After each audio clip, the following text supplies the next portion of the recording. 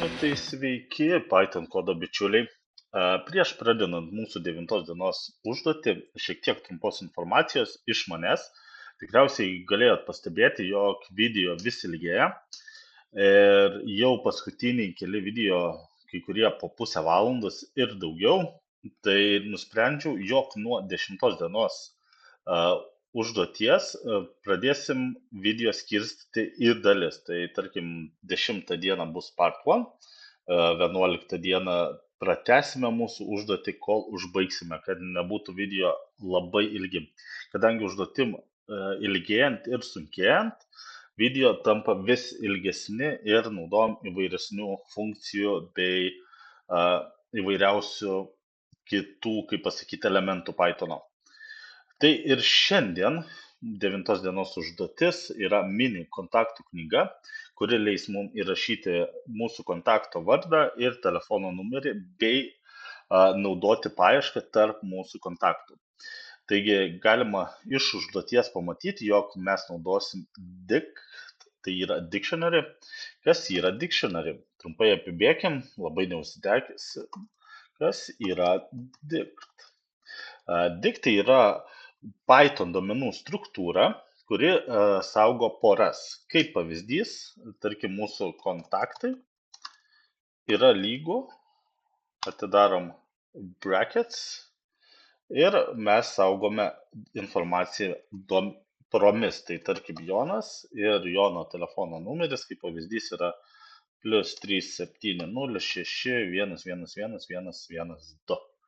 Ir kablelis, norint antrą porą, ir tai kaip pavyzdys Janina. Ir irgi lygiai taip pat +3 7 0 1 1 1 1 1 3. Ir jeigu pamėginsim atprintint mūsų kontaktus, matom, kad mums atvaizduoja poromis. Pirmoji pora Jonas ir telefono numeris, antroji pora Janina. Taigi pirmoji reikšmė vadinama raktu. Key angliškai, tai šiuo atveju Jonas ir Janina yra mūsų key. Ir reikšmės yra telefono numeriai, value. Taigi, trumpai apibėgom, kas yra dictionary ir galim pradėti po truputį rašyti mūsų kodą. Kogi šiandien mūsų reikės? Tai kas svarbiausiai, šiandien nenaudosime jokių bibliotekų. Šiek tiek galbūt praktikuosimės daugiau kurti funkcijas ir jų iškvietimas ir naudojimas, bei loginės mąstymas bei struktūra. Pradėkim mūsų kodą nuo, kaip ir galima buvo atspėti, susikuriam funkciją kontaktų knyga ir įėjus į mūsų kontaktų knygą reikėtų sukurti tuščią kontaktų knygos sąrašą dict. Tai kontaktai yra lygu tuščias dictionary sąrašas. Ir tada meniu naudosime print ir leisime vartotojui pasirinkti iš sąrašo, ko nori su input. Tai begalinis ciklas kartojasi, kol vartotojas nusprendžia išeiti. Ir tada darom print, tiksliau ne print, o while true. Spausdinam print, mums reikės kelių printų. Ir, kaip žinoma, iš naujos eilutės mini kontaktų knyga. Pamėginkim rasti, kur pas mane yra emojis. Ok, ne čia. Remove. Gerai, šiai akimirkai apsiekim be emodžių, nes kol ieškosiu dar ilgiau tas mūsų pamoka. Ir sekantis, kas būtų, tai antras print ir pirmas rodyti visus kontaktus, tai atvaizduos visą kontaktų sąrašą. Print. Antras, ieškoti kontakto. Print. 3. Tai pridėti naują kontaktą ir paskutinis print 4 išeiti. Ir tada mums atspausdina į terminalą ir tada reikėtų paklausti. Galim pamėginti prasitestuoti, tiesiog spaudžiam run, matom, kad nieko nerodo, nes ir neturėtų rodyti, mes neiškviečiam funkcijos, tai pamėginkim išsikviesti mini kontaktų knygą ir spaudžiam run ir ok. Stop. Tai ok. Kodėl taip įvyko? Matėm, kad mūsų kodas pradėjo suktis be galo ir pastoviai atvaizduoti įvairiausių mūsų meniu. Tai įvyko todėl, kad nėra sustabdytas mūsų while loopas, tai šitoje vietoje break testavimo ir matom, kad atvaizduoja ir sustoja. Ką toliau reikėtų padaryti? Tai paklausti vartotojo, kokio veiksmo jisai nori.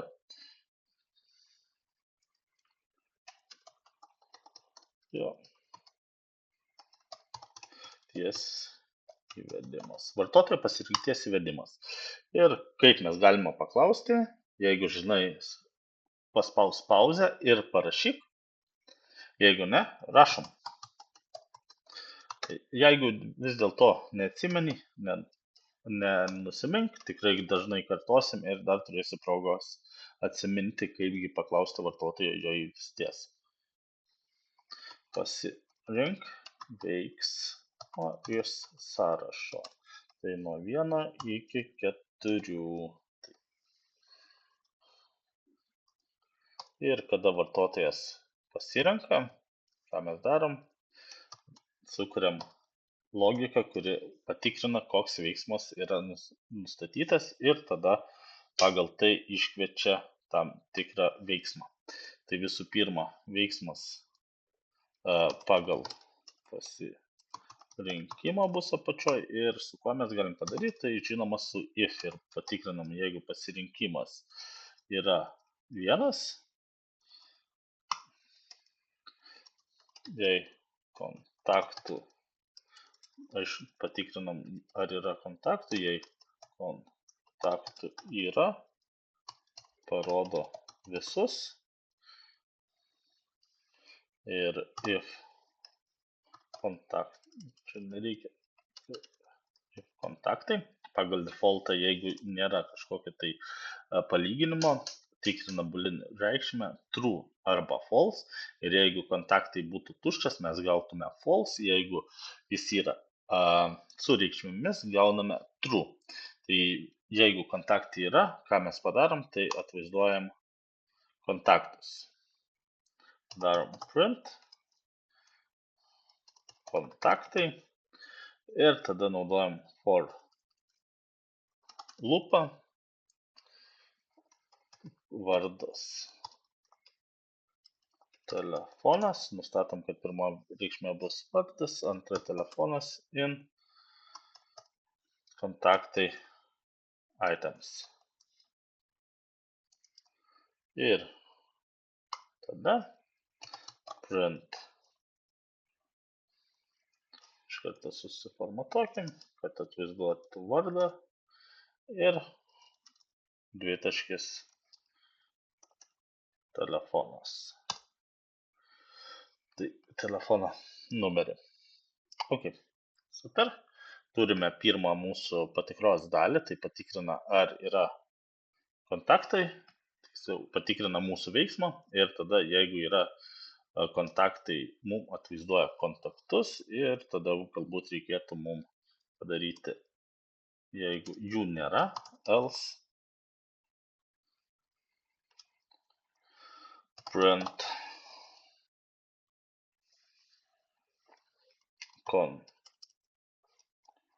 kontaktų knyga tuščia. Super. Taigi, galime judėti toliau. If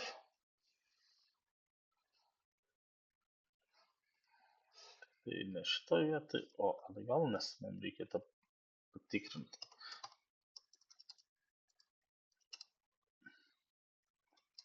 If pasirinkimas yra lygus 2. Ką mūsų antrasis daro? Antrasis tai leidžia ieškoti kontaktų. Kaipgi galėtume atlikti paiešką? Tai tikriausiai reikėtų pradėti nuo input laukelio, tai vardas nustatom ir vardas lygių input.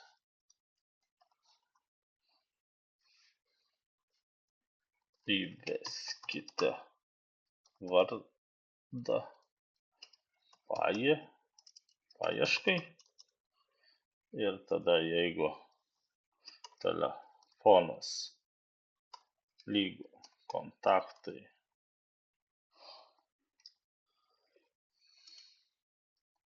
get panaudojam funkciją ir vardas mūsų įvestas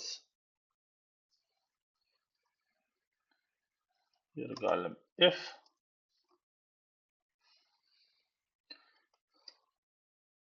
telefonas, jeigu telefonas nėra tuščias, print f vardas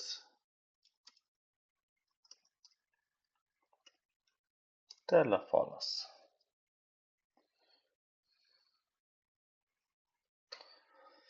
Ok. Funkcijas turim, tai pridedam, tiksliau atvaizduojam sąrašą, tada turime paiešką ir sekantis dalykas, ką turėtume padaryti, vėl patikrinti mūsų pasirinkimą, if pasirinkimas yra lygus 3, trejetas reiškia, jog mes galim pridėti naują kontaktą į mūsų sąrašą. Kaip tai galim padaryti? Klausimas, kuris tikriausiai visiems atsibodo. Bet kadangi mankštinam savo smegenėlės, tai pagalvokim kaip, tai jeigu jau sugalvoji, mėgink parašyti, jeigu ne, prašom kartu. Tai ką reikėtų padaryti? Pirmiausia, aš manau, kad čia reikėtų, už minties nušokimą, šioje vietoje reikėtų atvaizduoti, jeigu mes nerandame tokio kontaktas nerastas. Ja. Grįžtam atgal, tai kaipgi mes galim pridėti, tai visų pirma reikėtų paklausti, kaip mūsų vartotojo, koks yra vardas, telefono numeris ir tą informaciją įsisaugojus kintamuose pridėti prie mūsų dictionary sąrašo, kur yra saugomi kontaktai. Tai pridedamas naujas kontaktas, vardas ir telnara. Gerai, kaip ir minėjau, visų pirma paklauskim, koks mūsų vardas naujo kontakto, input. Įveskite vardą ir tada telefonas irgi input. Įveskite telnara.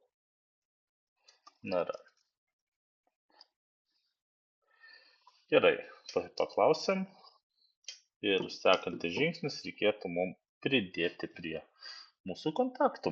Tai kaip tai galim padaryti? Tai labai paprastai. Kontaktai, vardas mūsų, ką įrašėm, kadangi žinom, jog yra saugoma parom ir lygų telefonas. Ir tada atvaizduojam informaciją. Print. Kontaktas pridėtas.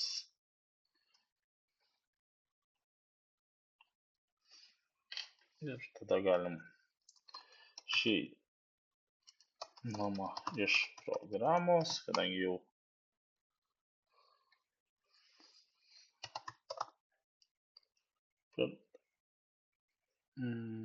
galbūt padarykim atskirai išėjimą iš programos, padarykim LF, pasirinkimas lygu 4,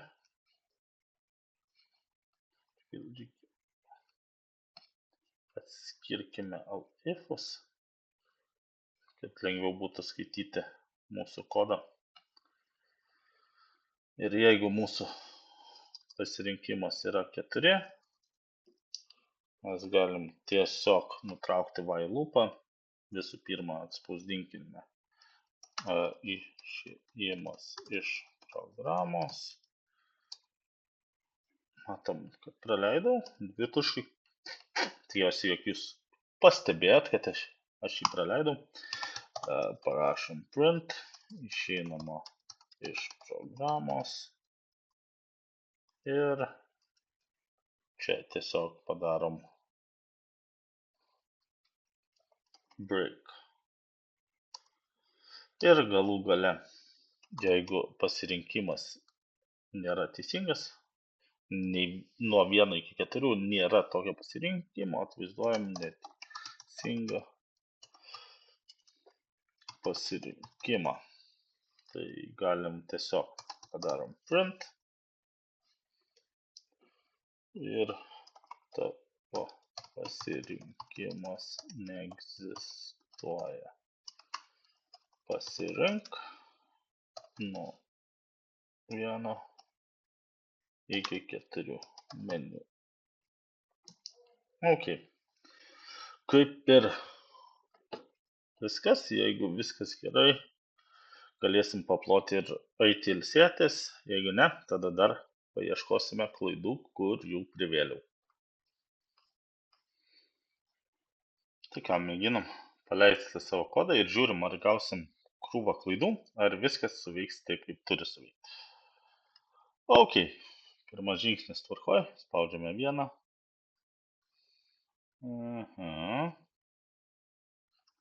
Antra, Jonas. Kontaktų nerasta, viskas tvarkoj, o čia pasirinkimas. Gerai, pamėginam pridėti naują kontaktą, vardas Petras, telefono numeris 06 111 1111. Ir tada rodom visus kontaktus. Petras ir kontaktų knyga tuščia. Tai tikėtina, jog netoj vietoj parašiau print. Ir if telefonas, else kontaktų nerasta.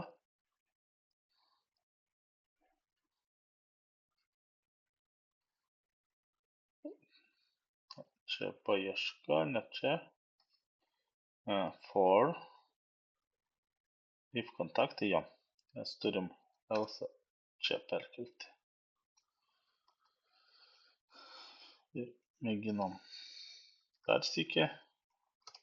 Klaidą gavom dėl to, kad force nutraukiau kodą. Ir tada rodyti kontaktus. Ir vis tiek gavome. Per naujo paleidau, dėl to kontaktų tuščia. Viskas tvarkoj. Kadangi mes kintamai saugom savo telefonus, tai perkrovus programą kintamasis nusiresetina ir mūsų kontaktų knyga tampa tuščia. Norint patobulinti mūsų kontaktų knygą, reikėtų kontaktus saugoti ne kintamajam, o faile. Tai galėsim padaryti kitose pamokose, kada pradėsim dirbti su failais.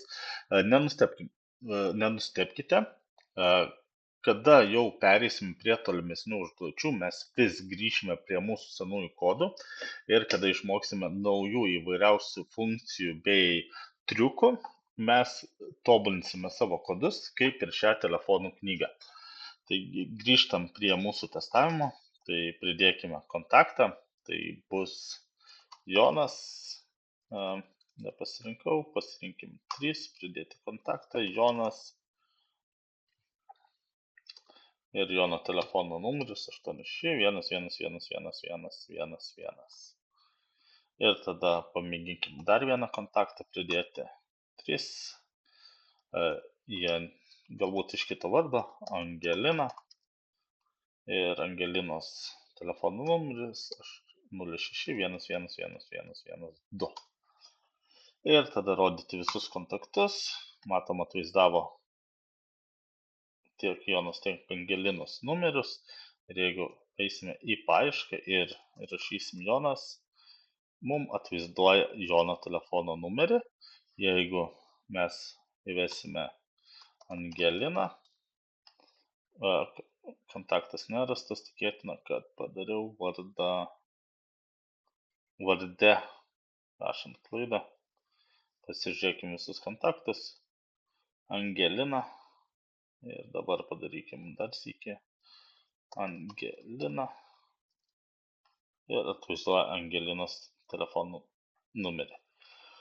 Taip pat spaudžiam 4 ir išeiname iš programos. Super, valio. Mes padarėm savo telefonų knygą, kurioje galime saugoti savo telefonus, tačiau šiuo atveju iki tol, kol per naujo paleisim programą. Ačiū, kad žiūrėjai, buvai su manimi, parašyk komentaruose, ar tau patiko, kokių užduočių norėtum toliau ir galbūt turi kažkokių patarimų, pastebėjimų, kaip man dėstyti, kaip man pasakoti, ar pakankamai informacijos, ar norėtumėt, kad kažkuriuose vietose stabtelčiau ir giliau paaiškinčiau. Ir šiam kartui tiek, iki sekančio viso.